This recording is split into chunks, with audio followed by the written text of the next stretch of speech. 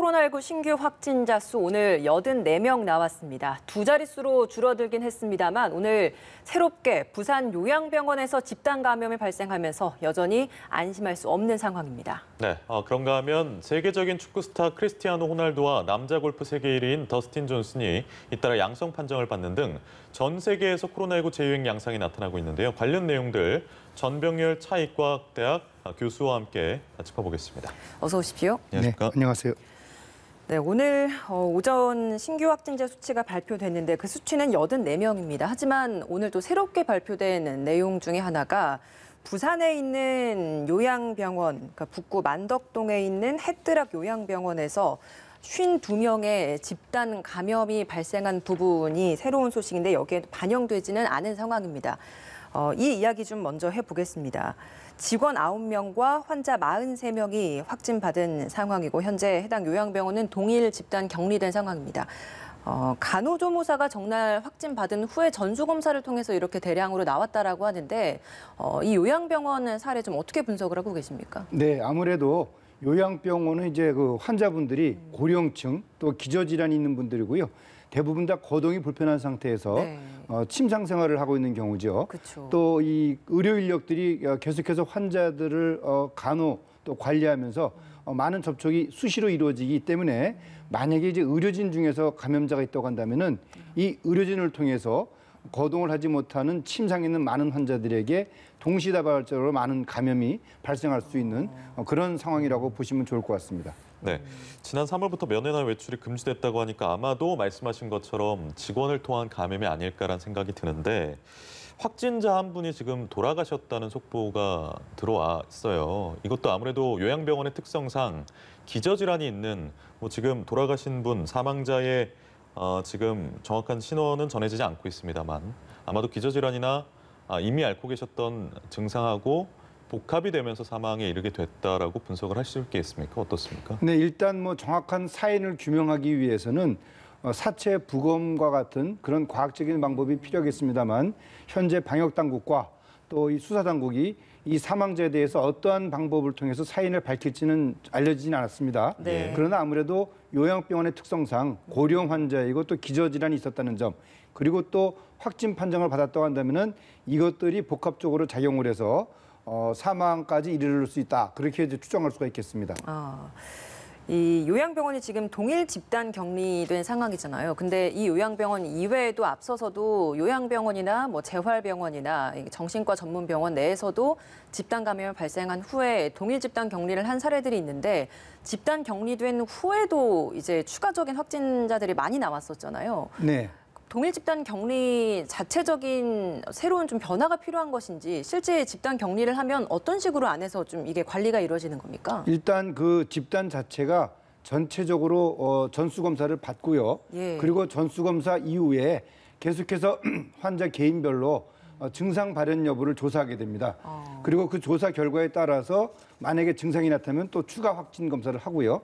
그런 상태로 해서 그 집단 자체가 외부와의 어떤 이동이 없는 상태로 철저히 격리가 되는 그런 상황이라고 보시면 좋을 것 같습니다. 그러니까 현재와 같은 그런 집단 격리 자체는 뭐 특별히 뭐 변경이 필요하거나 그런 상황은 아니라고 보셔야 되겠습니다. 그러니까 외부와는 격리가 되는데 그 내부에서는 사람 간의 그 1인실을 사용한다거나 이런 환경은 아닌 거잖아요. 일단 뭐 병원의 특성상 네. 1인실 단독 병실이 다 제공이 될 수 없는 그런 상태에서 다인실 병실을 하더라도 그 환자들의 이동을 철저히 제한하는 그런 조치가 이루어지는 것을 현재 병원 내에서의 집단 격리 조치다. 그렇게 보셔야 될 것 같습니다. 예, 북구 만덕동에 있는 햇드락 요양병원입니다. 이 만덕동이라는 것이 앞서 저희 취재 기자도 언급을 했습니다만 지난번에 식당, 목욕탕, 수영장 이런 등지에서 수십 명의 확진자가 나온 그런 지역입니다. 간호조무사가 첫 확진이 된 상황이고 물론 처음 이분이 확진된 첫 사례이긴 하지만 가장 먼저 확진됐다고 저희가 또 단정할 수는 없는 상황이잖아요. 그러면 이 북구 만덕동 자체가 이미 좀 지역사회 감염이 좀 만연해 있다라고 저희가 봐야 되는 건지 이 부분 어떻게 보고 계십니까? 일단 그 만덕동이라는 지역 자체에서 이 병원과의 거리가 얼마나 되는지 예. 또 이 간호조무사가 실제로 그 지역에서 주거를 했는지 생활을 했는지 뭐 이런 것들에 따라서 그 지역의 지역사회 감염 정도를 우리가 추정할 수는 있겠습니다. 그러나 중요한 점은 이미 이 신종 이 코로나19 환자는 우리 지역사회에 무증상 감염자를 포함해서 다수의 환자가 있다고 생각을 해야 되기 때문에 꼭 이 지역뿐만이 아니라 그렇습니다. 예. 그렇기 때문에 우리가 각별히 이 개인위생 수칙을 철저히 지켜야 된다라는 점을 우리가 항상 기억을 해야 됩니다. 예. 이 요양병원의 간호조무사 분이 8일부터 열이 38도까지 올랐다고 하더라고요. 이렇게 증상이 있었던 거고, 이 포천 군부대 때도 그 지표 환자인 병사가 최초 이제 증상이 발현된 뒤에 한 2주가 지난 후에야 이제 진단 확진 검사를 받았어요. 그 사이에 N차 감염이 발생한 건데 이렇게 증상 발현 이후에 확진 판정을 받기까지 시차를 좀 줄여야 되지 않겠습니까? 네, 그렇습니다. 예. 방역 당국에서는 이러한 이 2주 정도가 경과된 상황에서 확진 판정을 받는 그런 양상을 조용한 전파라고 지금 표현을 하고 있습니다. 네. 사실 우리가 증상이 있을 때는 일단 집에 머무르면서 그 증상이 호전되지 않을 경우에는 즉각적으로 방역 당국이 신고를 해서 확진 검사를 받도록 하는 그런 이 주문을 지금 방역 당국이 계속해서 하고 있단 말이죠. 예. 그렇다면은 이러한 그 증상이 있는 그런 환자들의 경우에는 본인 스스로가 뭐 해열제를 복용한다든지 그런 자가요법으로 상황을 모면하기보다는 바로 즉각적으로 방역 당국에 신고를 해서 확진을 위한 그런 조치를 받는 것이 대단히 중요하다고 보셔야 되겠습니다. 예, 알겠습니다. 오늘 발표된 어제 신규 확진자가 84명입니다. 부산 북구에 있는 헤드락 요양병원의 집단 감염 수치는 여기 아직 반영되지 않은 상황이고요. 그럼에도 불구하고 여전히 84명이라는 높은 수치는 계속 나오고 있습니다. 국내 감염이 53명, 해외 유입 사례가 31명입니다. 사실 1단계로 어제부터 그러니까 이번 주 월요일부터 새롭게 이제 완화된 단계에서 진행이 되고 있습니다만 수치로는 계속해서 1단계 기준선보다는 높은 수치가 계속 나오고 있어서요.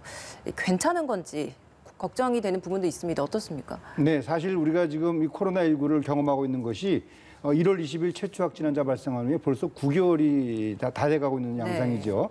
그리고 또 이 사회적 거리두기 양상도 8월 이후에 벌써 한 2달 이상을 거리두기를 하고 있는 상황이기 때문에 어떻게 보면 이제 수능도라든지 피로다라든지 이런 것들이 많이 이제 국민들이 좀 지쳐 있다.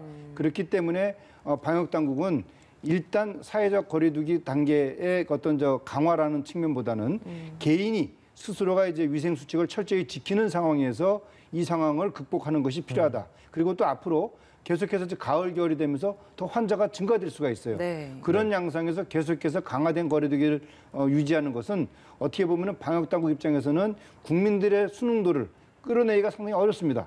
그렇기 때문에 현 상황에서 추석 이후에 어느 정도 통제가 된 그런 양상이라고 판단을 했기 때문에 이제 국민들에게 1단계라는 조치를 적용함으로써 스스로가 책임을 갖고 이 상황을 극복하도록 하는 그런 상황에 지금 진입을 했다. 이렇게 보셔야 되겠습니다. 네. 어제 하루 동안의 통계 수치를 다시 한번 보면 해외 유입이 언급된 것처럼 31명이 발생했는데 이제는 좀 해외 유입을 막아야 되는 시점인 것 같습니다. 물론 국내 감염도 중요하지만 이 네팔 연수생이 무더기 확진되고 또 러시아 선박에서도 확진자들이 많이 쏟아져 나와서 이게 러시아 선박 확진자 같은 경우에는 거의 전부가 무증상이었다고 해요. 현지에서 음성 판정을 받고 옴에도 불구하고 이렇게 우리나라에 입국해서 양성 판정을 받는 이 괴리는 어디서 찾을 수 있을까요? 네, 일단 음성 판정을 받은 것은 그 시점에서의 음성이기 때문에 잠복기가 지나면서 어떻게 보면 새로운 또 환자가 발생할 수 있다는 점이죠. 그리고 또 그 국가에서의 검사에 대한 신뢰도도 문제가 있을 수 있습니다. 따라서 현재 정부는 방역 강화 대상국, 또 추이 감시 대상국 이런 그 국가별 위험도에 따라서 어떻게 보면은 좀 관리를 해야 될 국가를 정하고 있거든요. 네. 그들 국가에서 오는 사람들의 경우에는 필요하다면 전수 조사와 또 증상 발생 여부를 면밀히 관찰하는 그런 노력을 계속해서 집중적으로 할 필요가 있다. 이렇게 보셔야 되겠습니다. 네. 그러니까 오늘 발표된 수치로는 31명의 신규 확진자 중에 미국발 확진 사례가 13명으로 가장 많습니다.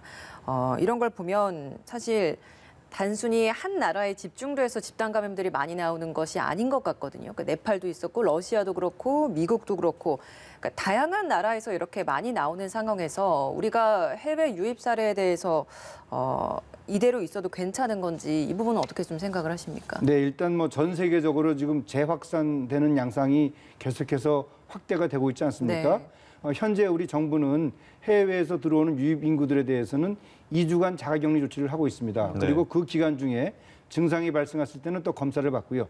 또 이 2주간의 그 자가격리가 종료가 되는 시점에서 검사를 받고 있기 때문에 해외 유입자들이 국내 우리 시민들과 접촉하는 예. 이런 잠복 기간 동안에는 원천적으로 봉쇄가 돼 있습니다. 따라서 현재와 같은 2주간의 자가격리 조치가 지속적으로 유지가 되면서 이 해외 유입 환자들에 대한 관리가 계속 유지가 될 필요가 있다. 저는 이제 그렇게 보고 있습니다. 그러니까 어제 정부가 국가별 감염 위험도 점검을 하는 검역 평가 회의를 열었다고 하는데 그럼 여기에서 우리가 방역 강화하는 대상국을 좀 바꾸거나 추가하거나 이런 조치들이 이루어지는 겁니까? 네, 지금 저 방역 강화 대상 국가는 6국가로 지금 알려져 있죠. 그래서 뭐 카자흐스탄, 키르기스탄, 필리핀 등 우즈베키스탄도 있고요. 네. 6개 국가고 또 지금 그 추위 감시 국가는 지금 4개 국가로 돼 있는데 이 추위 감시 국가는 현재 국가명을 공개하고 있지 않습니다. 어제 그 방역 평가 검역 평가 대회에서는 아마도 추위 감시 대상 국가를 1개국 정도 추가할 것이다. 뭐 이런 논의가 있었다고 합니다. 네. 아마도 이제 그 엊그저께 이제 네팔에서 들어온 네팔. 연수생들이 PCR 검사 음성 판정을 받았다는 증빙 서류가 있음에도 불구하고 다수가 확진 판정을 받지 않았습니까? 예. 뭐 그런 이유로 인해서 검역 평가대에서 그런 논의가 있지 않았나 생각을 합니다. 그러니까요. 네팔을 추가할 수 있다 이런 논의가 오가는 걸로 전해지기도 했는데 이 내용도 좀 앞으로 좀 봐야 되는 내용인 것 같습니다. 수도권은 오늘 부산 관련된 만덕동의 요양병원 소식도 전해드렸지만 수도권에서도 지금 감염이 병원에 집중되어 있는 것이 도봉구의 다나병원, 의정부의 재활병원이 그렇습니다. 둘 다 이제 다른 사람들의 케어를 받아야만 하는 상황에 있는 환자들이 있는 병원이라는 점이 공통점이고 지금 동일 집단 격리 중인데 김나연은 그거 언급하긴 했습니다만 동일 집단 격리가 되면 그 안에서는 그러니까 그 안에 있는 환자들이나 뭐 그런 사람들끼리의 감염은 전파가 좀 일어날 수도 있는 상황인 거잖아요. 일단 그 접촉을 어느 정도로 차단을 하냐가 대단히 중요합니다. 예. 그러니까 환자들의 이동을 전적으로 중단을 시킨다면은 환자 간의 접촉을 어느 정도 막을 수 있기 때문에 그들의 접촉으로 인한 환자 발생은 좀 막을 수 있겠다라는 생각이 들고요. 그리고 또 지속적으로 확진 검사 이후에라도 증상 발생 여부가 면밀히 이제 관찰이 되기 때문에 네.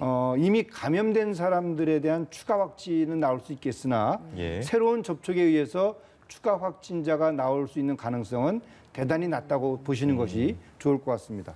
이 두 사례에서의 공통점 하나가 그 누군가의 도움을 받아야 하는 상태라는 점도 있다고 했었잖아요. 네. 그러면 이런 특징이 코로나19 확산에 좀 어떤 영향을 주는 부분도 있겠습니까? 네, 아무래도 그 의료기관에서 장기간 입원 요양을 받는 그런 환자들의 경우에는 네. 이 환자들이 스스로 감염이 먼저 된다기보다는 외부에서 감염이 된 사람이 이제 병원 내에서 활동하면서 환자들과 또 그 주위에 있는 의료인 또 보호자, 간병인들에게 이제 감염을 일으킬 수가 있죠. 그렇기 때문에 병원에서 이제 수시로 출입을 할 수 있는 그런 사람들이 스스로가 이제 감염 관리를 철저히 해야지만이 그 병원에서 진료를 받고 있는 그 환자들에게 감염을 일으킨 것을 막을 수가 있다. 네. 그렇게 보셔야 되겠습니다. 네. 예. 대전의 일가족 감염이 어린이집까지 전파가 됐다라는 소식 어제 전해드렸는데 이번엔 교회 수련회까지 퍼진 걸로 드러났습니다. 이 수련회에 70명이 참석을 했고 수련회라는 그 모임의 특성상 더 확진자가 나올 가능성도 있는 상황인데 이 시국에 수련회를 왜 연 건가 이런 아쉬움도 좀 남습니다, 교수님. 네, 사실 이제 방역 당국에서는 이 야외 활동, 특히 이제 이 종교 활동을 통한 접촉 그리고 또 감염을 상당히 우려를 하고 있는 것이 사실입니다. 네. 그동안의 경험을 비춰봤을 때 그렇기 때문에 이 종교 활동을 하는 과정에서도 각별히 이런 감염을 예방할 수 있는 그런 노력에 만전을 기해 주셔야 되겠고요. 네. 특별히 또 다수가 보이는 그런 이 수련회 같은 것들도 가능하면 좀 자제하는 것이 이 시점에서는 중요하다고 저는 보고 있습니다. 그 대전의 일가족에서 감염된 후에, 그러니까 할아버지가 가장 먼저 감염됐다라고 지금까지는 추정을 하고 있는데 어린이집 그리고 그 후에 또 교회 수련회까지 지금 사례들이 나와 있는데 그러면 이게 쭉 다 연결된 사례라고 저희가 좀 이해를 하면 되는 겁니까? 네, 그래서 이제 그 유성구발 N차 감염이라는 표현을 하고 있는데요. 가족 내에서 이제 집단 감염이 이루어지고 그 중에서 또 손자가 이제 감염이 돼서 손자는 어린이집을 다니면서 네. 어린이집에 있는 원생과 또 그 선생님들 또 다른 가족들까지 감염을 일으켰고요. 또 아들의 경우에는 이제 그 종교 활동을 하는 목사님이 계셨습니다. 또 목사님이 이제 종교 활동을 하면서 또 수련회에서 감염을 일으켰고요. 또 그 중에 또 지인이 또 의료기관을 방문해서 또 환자가 발생됐고 이런 형태로 계속해서 이제 여러 사람들을 만나면서 접촉에 의한 감염이 발생할 수밖에 없는 그런 상황이라는 것이 이 코로나19의 특징이라고 보셔야 되겠습니다. 예. 알겠습니다. 대전 같은 경우에도 아까 잠시 짚은 대로 1일에 증상이 최초로 나타났는데 10일에서의 확진이 잦았기 때문에 그 사이에 N차 감염들이 좀 일어난 그런 사례로 보입니다. 그 경북 상주에서 3,000명이 모인 기독교 모임, 방역 당국이 명단 확보를 지금 415명을 했다고 하는데 3,000명이 모인 거에 비하면 굉장히 적은 수치입니다. 명단 확보에 비협조적이라는 점에서 이게 약간 좀 신천지하고 대자뷰처럼 느껴지기도 하는데 이 부분은 어떻게 보십니까? 네, 사실 그 3,000명이라는 것은 상당한 숫자인데요. 이 3,000명이라는 숫자는 이제 아마 이 종교 활동을 목격한 그런 사람들의 이제 증언인 것 같습니다. 현재까지 이 종교 활동을 주도한 주최 측의 명단은 415명이 밝혀졌는데요. 아마도 이제 그 버스 그 이 동원 대수라든지 또 탑승자 수라든지 또 CCTV 등을 면밀히 관찰하게 되면은 네. 전체적인 참석자 현황이 밝혀질 것 같고요. 예. 그렇게 되면은 그분들의 증언과 또 방역 당국의 적극적인 역학 조사를 통해서 감염에 대한 규모 이런 것들을 조사할 그 필요가 있겠는데 현재까지는 확진 환자는 아직까지는 나오지 않은 것으로 알려져 있습니다. 예. 어쨌든 간에 이러한 상황에서 이렇게 수백 명 또는 수천 명이 모이는 그런 종교 활동을 하는 것은 대단히 부적절하다. 저는 이제 그렇게 보고 있습니다. 네. 지난 연휴 동안 집회 신고를 한 단체들이 많았습니다만 서울시와 정부 차원에서 철저하게 방역 차원에서 금지를 시켰습니다. 때문에 대규모 집회는 없었습니다만 1단계로 완화된 후에 8.15 비대위가 돌아오는 일요일에 대규모 집회를 하겠다라고 다시 신고를 했습니다. 그때는 또 1,000명 이상 모이겠다는 건 아니겠습니까? 앞서서도 이제 서두에 말씀해 주셨습니다만 이게 낮아진다고 해서 그만큼 지금 안심할 수 있는 상황은 아니고 국민들의 협조가 좀 필요한 부분인데 이런 집회 신고에 대해서는 좀 어떤 의견이신지 궁금합니다. 네, 뭐 사실 그 이런 집회는 어떤 특정한 목적을 갖고 이제 행해지는 활동 아니겠습니까? 그것이 뭐 정치적이 됐든 종교적이 됐든 그러나 우리 국민들은 현 상황에서는 코로나19라는 질병에 대해서 다들 이제 걱정들을 하고 있고 또 많은 그분들이 생활에 어려움을 갖고 있는 것이 사실입니다. 네. 이제 그런 점을 고려한다면은 국민들의 어떤 이 질병에 대한 두려움을 가중시키기보다는 그 두려움을 줄여주는데 우리가 많은 노력을 해야 된다고 저는 생각을 합니다. 그런 면에서 가능하면은 많은 사람들이 모이는 그런 집회 활동들은 방역 당국의 요청에 따라서 최대한 자제가 될 필요가 있다. 그것이 뭐 질병을 어느 정도 발생시키느냐 아니냐는 중요한 점이 아니다. 예. 중요한 점은 우리 국민들이 심리적으로 좀 안정된 상황을 유지할 수 있도록 우리 국민 모두가 함께 노력을 해야 된다. 그런 생각을 갖고 있는 거죠. 그러니까 정해진 규정대로라면 지금 1단계로 완화됐으니까 집회, 그러니까 100명 미만의 집회는 가능한 상황인데 광화문에서의 집회는 아직까지는 금지된 걸로 이해하면 되는 거죠? 네, 일단 그 집회의 성격상 예. 그분들이 모이게 되면은 비말이 발생될 수 있는 가능성은 대단히 높습니다. 근데 그 비말이 발생됐을 때 아무리 마스크를 쓰고 뭐 노력을 한다 하더라도 또 이 대화를 하는 과정에서는 마스크를 또 벗을 수도 있기 때문에 이 집회가 자제가 돼야 되고요. 또 광화문은 아직까지는 이런 대중 집회가 지금 금지가 돼 있는 네. 그런 지역으로 알고 있습니다. 예. 네. 추석 연휴로 인한 방역의 어찌 보면 위기를 그래도 5월이나 8월 연휴에 비해서는 잘 넘어낸 걸로 전문가들이 평가하고 계시고 방역 당국도 그런 이야기를 한 적이 있는데 이번 주 주말부터는 사실 단풍이 절정이라서 단풍놀이를 가시는 분들이 많을 거예요. 보통 국립공원의 내방객 수가 한 단풍 시즌이 되면 2배 정도로 늘어난다고 하는데 이럴 때 가시는 것도 좋겠지만은 뭐 단체 단풍 놀이라든가 이런 것들은 좀 지양하시는 게 좋겠습니다. 네, 사실 우리가 단풍 놀이라 그러죠. 산행을 갈 경우에 대부분 이제 단체로 관광버스를 타고 이동을 하게 됩니다. 네. 그리고 관광버스에서는 이제 식음료도 섭취하게 되고요. 또 일행들과 많은 또 대화도 나누게 되고 그러면서 이제 무증상 감염자가 있을 경우에는 그 버스 안에서의 감염이 상당히 확산될 수 있는 가능성이 있고요. 또 네. 그분들이 산행을 하면서 또 많은 음식점이나 사람들을 또 접하게 되면은 또 다른 전파가 있을 수 있기 때문에 네. 가능하면은 단체 이 야외 활동은 좀 자제를 하고요. 가더라도 소규모 가족 단위 뭐 이 정도는 저는 제가 볼 때는 큰 문제는 되지 않을 것 같습니다. 그러나 중요한 점은 단체 활동이라는 것은 늘 문제가 따른다. 그렇게 보셔야 되겠습니다. 하지만 네. 단풍 밑에서 뭐 사진을 찍거나 하실 때도 마스크는 꼭 착용하셔야 되는 부분이고요. 네, 그렇습니다. 알겠습니다. 알겠습니다. 어제부터 무료 독감 백신 접종이 다시 시작됐습니다. 현장에서는 백신이 부족해서 못 맞는 사례들도 많았고 돌아가서 주변의 다른 병원들을 찾아봐도 결국엔 못 찾아서 다음 날 다시 오라는 이야기를 들은 상황들도 많다고 합니다.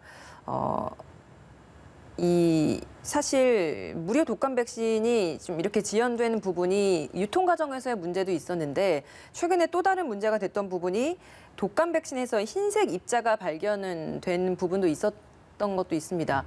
국민들이 아직까지도 좀 불안해할 수 있는 면도 있을 것 같아서요. 그러니까 흰색 입자가 발견된 백신이라고 하더라도 실제 효능에는 문제가 없는 건지 그리고 또 부작용은 없는 건지 다시 한번 좀 짚어주시죠. 네. 그 식품의약품안전처의 이제 그 분석 결과가 발표가 네. 됐습니다. 이 흰색 이 입자가 있었던 그 백신의 경우에도 안전성과 효능성에서는 아무런 문제가 없다라는 것이 이제 밝혀졌고요. 사실 이 흰색 입자라는 것은 그 단백질이 이제 응고가 돼서 발생되는 문제인데요. 그것은 이제 이 백신을 이루는 원액과 주사기의 물리적인 성격에 의해서 발생될 수 있는 아주 낮은 가능성이 있다고 합니다. 근데 그렇게 해서 발생된 그 입자인데 그 입자가 있다고 해서 백신에 있어서 안전성은 문제가 없다. 또 실제 접종이 이루어진 후에 그 본인이 어떤 이 부작용 증상이 있을 때는 바로 이제 방역당국에 신고를 하도록 돼 있습니다. 네. 그래서 경미한 부작용 또 중한 부작용. 그래서 현재까지 그런 그 접종 이후에 부작용 사례가 아직까지는 신고가 되지 않았다는 점. 그런 점을 비춰봤을 때 안전성에서는 큰 문제가 없다 이렇게 보셔야 될 것 같습니다. 백신을 맞고 난 뒤에 이제 뭐 가벼운 부작용이라고 하면 뭐 몸살 기운이 살짝 있다거나 근육통이 있다거나 이런 것들은 흔한 건데 네. 말씀하신 좀 중증의 부작용이라면 어떤 게 있겠습니까? 일단 근육이 마비가 되는 또 그런 증상이 생길 수가 있습니다. 또 그런 증상이 발생됐을 경우에는 바로 이제 그 보건당국에 신고를 하게 되고요. 또 그럴 경우에 이제 면밀한 조사를 통해서 실제 그 백신 접종에 의한 이상 반응, 즉 부작용을 한다면은 거기에 대해서는 또 피해 보상을 해주는 법적 장치가 되어 있습니다. 알겠습니다. 이 상호 노출 사고에 백색 입자 발견까지 해서 폐기되는 백신 물량이 꽤 되잖아요.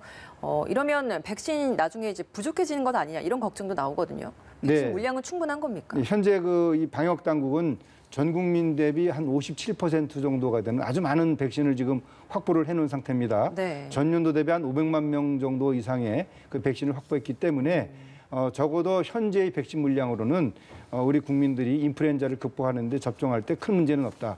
또 실제로 2009년도에 신종플루 대유행 당시에도 백신이 충분량이 부족한 것이 아닌가 이런 논의는 있었습니다만 네. 결과적으로는 그 양에 부족함이 없었다라는 그런 그 과거 사례가 있었습니다. 그렇기 때문에 현재 초기에 일시적으로 그 의료기관에 몰리다 보니까 접종을 못하는 경우는 있습니다만 충분히 시간을 갖고 접종을 한다면은 소위 말해서 유행 기간 이전에 접종을 받는 데는 큰 문제가 없을 것이다. 저는 이제 그렇게 보고 있습니다. 네. 어제가 마스크 의무화 첫날이었기 때문에 이와 관련된 질문들을 몇 개 좀 드리겠습니다.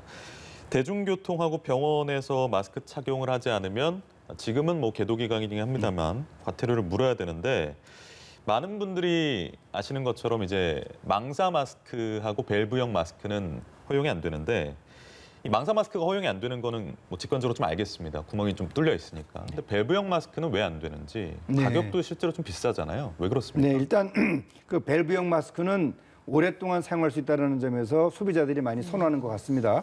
그러나 이제 그 식약처의 이 그 조사 결과에 따르면은 네. 이 밸브형 마스크는 숨을 내쉴 때 밸브가 열리면서 호흡기 이제 바로 이제 노출이 됩니다.